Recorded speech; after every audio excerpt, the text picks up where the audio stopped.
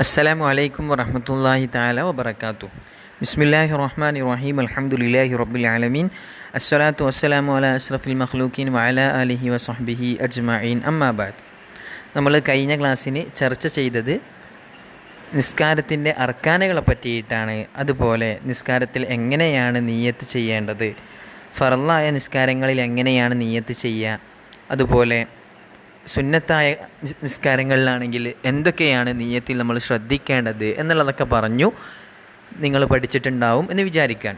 Okay, ഇന്ന് നമുക്ക് പറയാനുള്ളത് തക്ബീറത്തുൽ ഇഹ്റാം കെട്ടുന്ന സമയത്ത്, അഥവാ നമ്മൾ നിയ്യത്ത് കരുതി തക്ബീറത്തുൽ ഇഹ്റാം നിസ്കാരത്തിലേക്ക് പ്രവേശിക്കുന്ന ആ സമയത്ത് അല്ലാഹു അക്ബർ എന്ന് പറഞ്ഞിട്ട് നമ്മൾ നിസ്കാരത്തിലേക്ക് പ്രവേശിക്കുന്ന സമയം നമ്മൾ എന്തൊക്കെയാണ് കരുതേണ്ടത്, എന്തൊക്കെയാണ് പാലിക്കേണ്ടത്, എന്തൊക്കെയാണ് നിബന്ധനയായി നമ്മൾ എടുക്കേണ്ടത് എന്നാണ് ഇന്ന് നമ്മൾ പറയുന്നത്.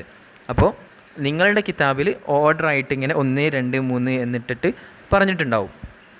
ഓക്കെ, എൻ്റെ കിതാബിൽ സ്ക്രീൻ റെക്കോർഡ് ചെയ്യുന്ന ആ PDF ഒക്കെ പിന്നെ ഒരു കോമട്ടിട്ട് ഇങ്ങനെ കൊടുത്തുകയാണ്. അപ്പോൾ നിങ്ങളത് ശ്രദ്ധിക്കുക. ഓക്കെ,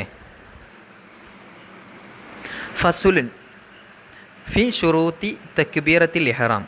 ഷറത്ത് ജമ്മു ഷുറൂത്ത് എന്താണ്? നിബന്ധന.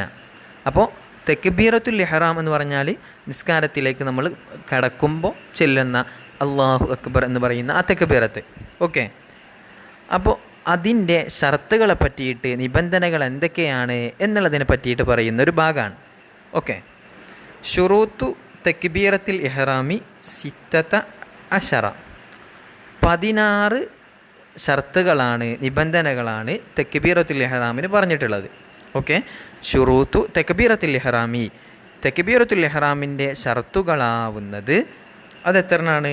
സിത്തത അശറ, അത് 16 ഓക്കെ, ഇനി നമുക്ക് 1, 2 എന്നിങ്ങനെ ഓരോന്നായിട്ട് ഇങ്ങനെ പറയാം. ഓക്കെ, നിങ്ങളെ കിതാബിൽ കൃത്യം ഓരോന്ന് താഴേക്ക് ഇട്ടിട്ട് ഇങ്ങനെ പറഞ്ഞിട്ടുണ്ട്. ഓക്കെ, അപ്പോൾ അത് നിങ്ങൾ ശ്രദ്ധിക്കുക. അതിൽ ഒന്നാമത്തത് പറയുന്നത് ആ തക്ബീറത്തുൽ ഇഹ്റാം സംഭവിക്കലാണ് ഹാലത്തുൽ ഖിയാമി ഫിൽ ഫർളി. ഹാലത്തുൽ ഖിയാമി നമ്മൾ എണീറ്റ് നിൽക്കുന്ന സമയത്ത്, ഫിൽ ഫർളി ഫർളിലേക്ക്, അഥവാ നമ്മൾ ഫർള് നിസ്കരിക്കാൻ വേണ്ടിയിട്ട് എണീറ്റ് നിൽക്കുന്ന സമയത്ത് അത് സംഭവിക്കുക.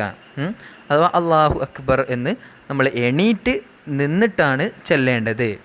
ഓക്കെ, അതിന് കഴിവുള്ളവൻ എണീറ്റ് നിന്നിട്ട് ചെല്ലണം എന്നുള്ളതാണ്.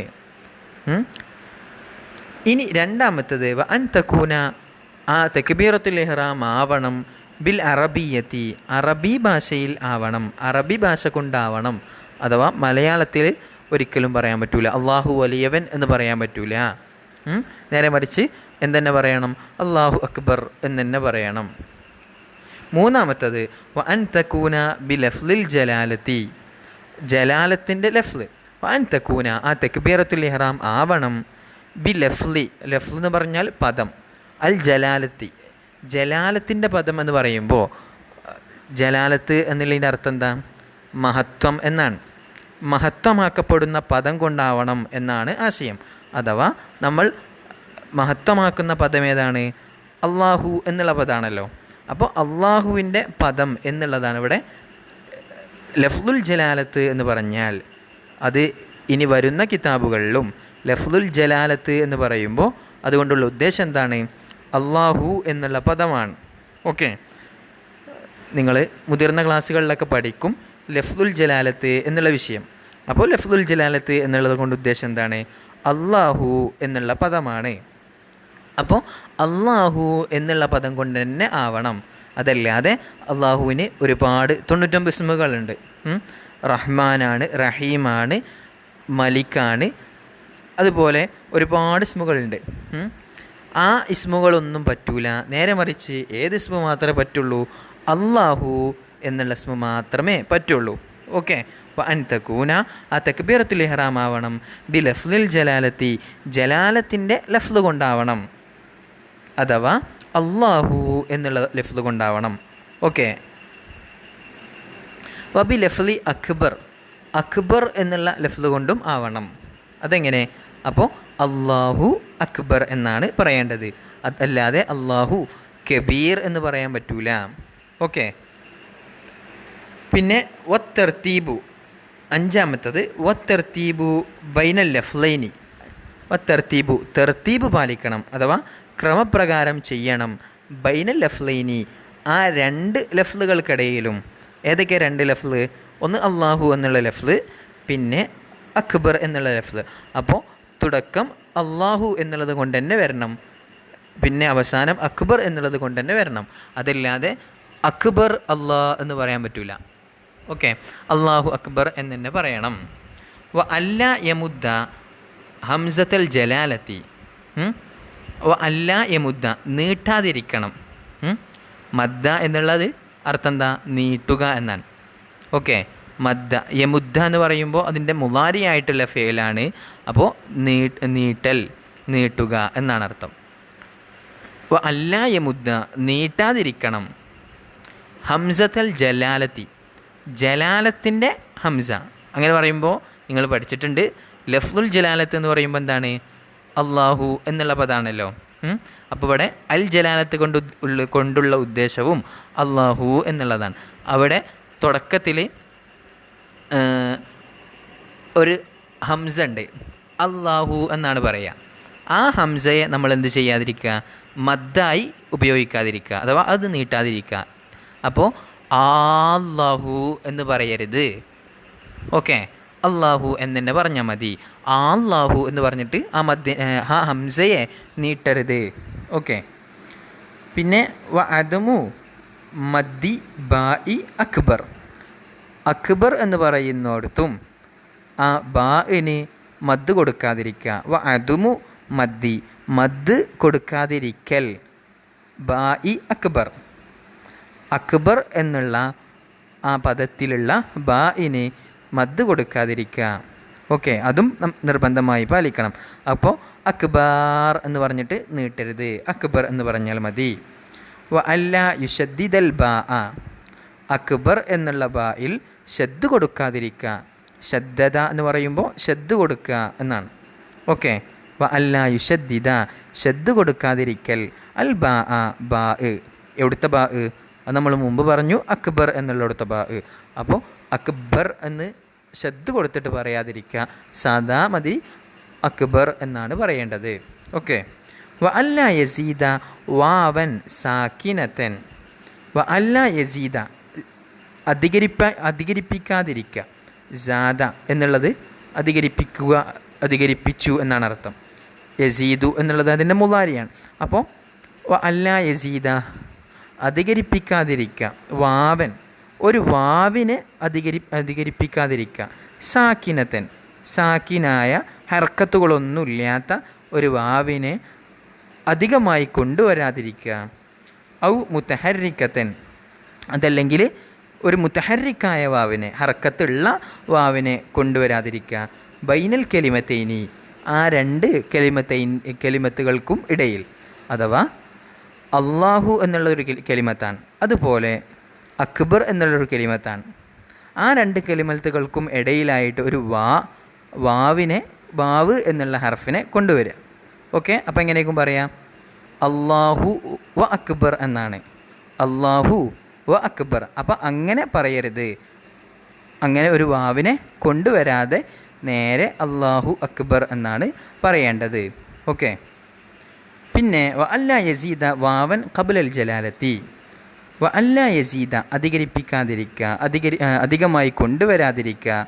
വാവൻ, ഒരു വാവിനെ ഖബ്ലൽ ജലാലത്തി, ജലാലത്തിൻ്റെ ഇസ്മായിട്ടുള്ള അള്ളാഹു എന്നുള്ള ഇസ്മിൻ്റെ മുമ്പ് ഒരു വാവ് കൊടുക്കാതിരിക്കുക, വാവ് കൊണ്ടുവരാതിരിക്കുക. അഥവാ തുടക്കത്തിൽ നമ്മൾ എന്ത് പറയാതിരിക്കുക?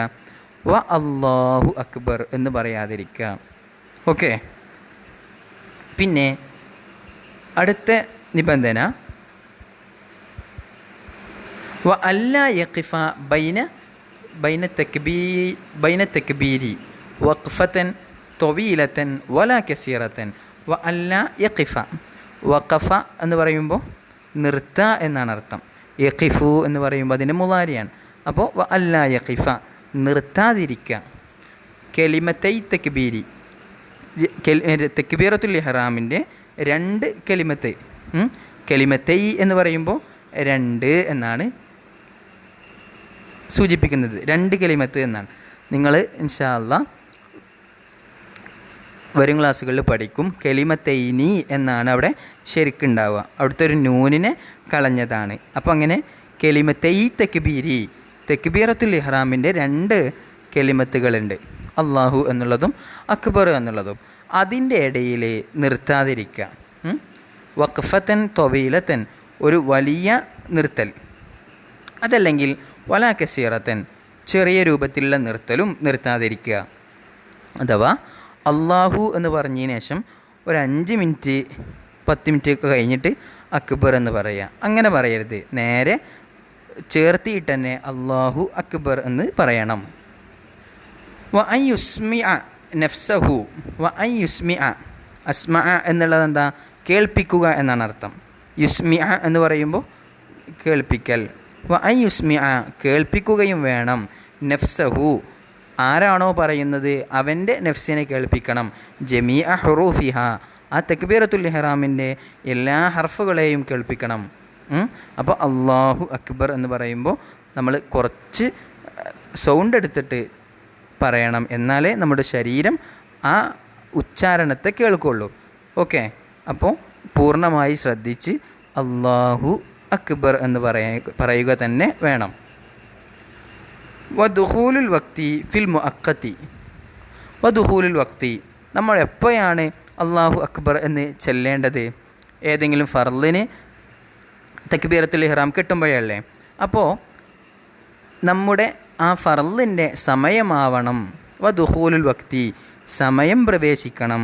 ഫിൽ മുവക്കത്തി, മുവക്കത്ത് എന്ന് പറയുമ്പോൾ സമയം നിർണയിക്കപ്പെട്ട നിസ്കാരങ്ങൾ. അപ്പോൾ സമയം നിർണയിക്കപ്പെട്ട നിസ്കാരങ്ങളിൽ സമയമായി എന്ന് ഉറപ്പ് വരുത്തിയതിന് ശേഷമേ അള്ളാഹു അക്ബർ എന്ന് തുടങ്ങാനേ പറ്റുള്ളൂ. ഓക്കെ. വ ഈഖാഉഹ ഹാലൽ ഇസ്തിഖ്ബാലി, വ ഈഖാഉഹ, ഈഖാ എന്ന് പറയുമ്പോൾ സംഭവിപ്പിക്കൽ. ഔഖഅ എന്നുള്ള ഫിഅലിൽ നിന്നാണ് അത് വന്നിട്ടുള്ളത്. ഈഖാഉഹ, ആ തക്ബീറത്തുൽ ഇഹ്റാമിനെ സംഭവിപ്പിക്കണം. ഹാലൽ ഇസ്തിഖ്ബാലി, നമ്മൾ ഹാല് എന്ന് പറയുമ്പോൾ അവസ്ഥ, ഇസ്തിഖ്ബാൽ എന്ന് പറയുമ്പോൾ ഇസ്തഖ്ബല എന്നുള്ള ഫേലിൽ നിന്നാണ് അത് വന്നിട്ടുള്ളത്. ഇസ്തിഖ്ബാൽ എന്ന് പറയുമ്പോൾ അതിൻ്റെ അർത്ഥം എന്താ? ഖിബിലയിലേക്ക് മുന്നിട്ട് നിൽക്കുന്ന ഒരവസ്ഥ. വ ഈഖാഉഹ, അപ്പോൾ ആ തക്ബീറത്തുൽ ഇഹ്റാം സംഭവിപ്പിക്കണം. ആ തക്ബീറത്തുൽ ഇഹ്റാം നമ്മൾ പറയണം ഹാലൽ ഇസ്തിഖ്ബാലി, നമ്മൾ ഖിബിലയിലേക്ക് മുന്നിട്ട് നിൽക്കുന്ന അവസരത്തിലാണ് അത് പറയേണ്ടത്. ഓക്കെ. പിന്നെ വ അല്ലാ യുഖില്ല ബിഹർഫി മിൻ ഹുറൂഫിഹ, വ അല്ലാ യുഖില്ല, നമ്മൾ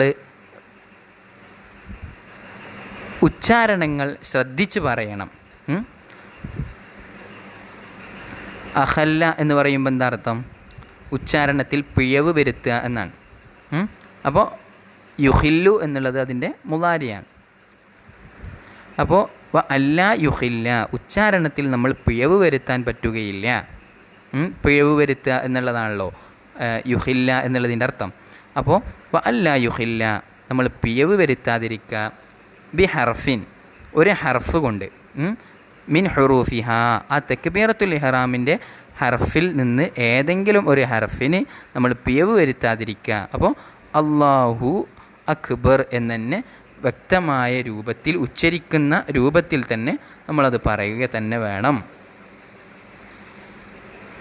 തഅഖീറു തക്ബീറത്തിൽ മഅ്മൂമി, മഅ്മൂമാണെങ്കിൽ, നമ്മളിപ്പോൾ ഒരു ഇമാമിനോട് കൂടെ നിസ്കരിക്കുകയാണെങ്കിൽ ആ മഅ്മൂമ് അവൻ്റെ തക്ബീറത്തുൽ ഇഹ്റാമിനെ പിന്തിപ്പിക്കണം. അൻ തക്ബീറത്തിൽ ഇമാമി, അവൻ്റെ ഇമാമിൻ്റെ തക്ബീറത്തിനേക്കാൾ, അഥവാ അവൻ്റെ ഇമാമിൻ്റെ തക്ബീറത്ത് ആദ്യം ഇമാമ് ചെയ്യണം, എന്നിട്ടേ മഅ്മൂമ് ചെയ്യാൻ പറ്റുകയുള്ളൂ. ഓക്കെ. അപ്പോൾ മഅ്മൂമായി നിസ്കരിക്കുമ്പോൾ ഇമാമ് തക്ബീർ കെട്ടിയതിന് ശേഷമേ നമ്മൾ എന്താവുകയുള്ളൂ? തക്ബീർ കെട്ടാൻ കഴിയുള്ളൂ. അങ്ങനെയാണ് ചെയ്യേണ്ടത്, നിർബന്ധമായും അങ്ങനെയാണ് ചെയ്യേണ്ടത്. അതല്ലാതെ ഇമാമിൻ്റെ മുമ്പേ നമുക്കൊരിക്കലും തക്ബീറത്തുൽ ഇഹ്റാം കെട്ടാൻ പറ്റുകയില്ല. അങ്ങനെ കെട്ടിയാൽ നിസ്കാരം ശരിയാവുകയില്ല. ഓക്കെ, അപ്പോൾ നമ്മൾ മൊത്തം 16 നിബന്ധനകളാണ് പറഞ്ഞിട്ടുള്ളത്. തക്ബീറത്തുൽ ഇഹ്റാം പൂർണ്ണമായ രൂപത്തിൽ അത് ശരിയാവാൻ വേണ്ടിയിട്ട് അതിൻ്റെ അക്ഷരങ്ങളൊക്കെ വ്യക്തമായിട്ട്, അതുപോലെ അതിൻ്റെ ഇടയിൽ ഒരു ദൈർഘ്യമില്ലാത്ത രൂപത്തിൽ, അഥവാ നമ്മളൊന്ന് നിർത്താതെ നേരെ കൃത്യമായി തുടർത്തി തന്നെ ഉച്ചരിക്കണം. അഥവാ അല്ലാഹു അക്ബർ എന്ന് തന്നെ പറയണം. വ്യക്തമായ എല്ലാ ഹർഫുകളും വ്യക്തമായ രൂപത്തിൽ തന്നെ പറഞ്ഞാലേ അത് ശരിയാവുകയുള്ളൂ. ഓക്കെ, അപ്പോൾ നിങ്ങൾ ഈ കാര്യങ്ങളൊക്കെ ശ്രദ്ധിക്കുക. പിന്നെ നിങ്ങളുടെ കിതാബിൽ എന്തെങ്കിലും വ്യത്യാസമുണ്ടെങ്കിൽ ഗ്രൂപ്പിൽ പറയുക. ഇൻഷാ അല്ലാഹ് നിങ്ങളുടെ കിതാബിൽ ഇങ്ങനെ ഓർഡറായിട്ട് താഴേക്ക് ഇങ്ങനെ നമ്പർ ഇട്ട് കൊടുത്തിട്ടുണ്ടാവും. അപ്പോൾ അത് നിങ്ങൾ ശ്രദ്ധിക്കുക. അസ്സലാമു അലൈക്കും വറഹ്മത്തുള്ളാഹി വബറകാതുഹു.